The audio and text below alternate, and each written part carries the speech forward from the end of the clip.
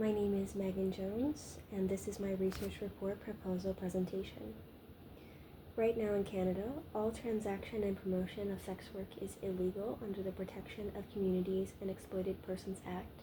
The only publicly funded skills, training, and education programs available for sex workers are dependent on the individual exiting sex work permanently.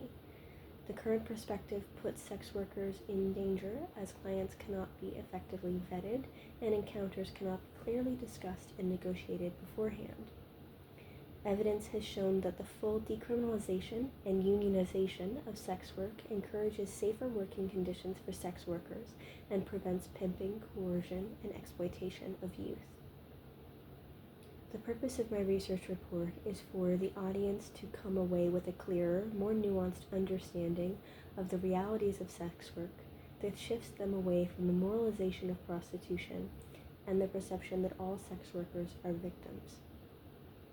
If my audience finds the report compelling, the next step would be for them to write their MP advocating for the decriminalization and unionization of sex work and the implementation of support programs that are not geared towards leaving sex work if that is not the participant's own desire.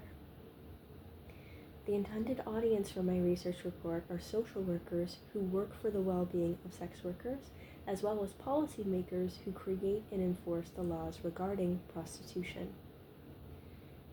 The three sources we'll be discussing are The Case for Legalizing Sex Work, the Best Way to Fight Human Trafficking and Protect Workers is to Decriminalize Prostitution, from Rosenbaum, 2019.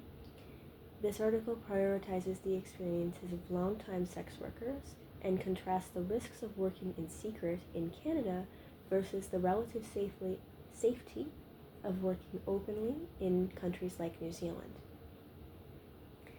The article Reflection from the Field, It's Working, It's Not Working, the integration of sex workers and sex work in,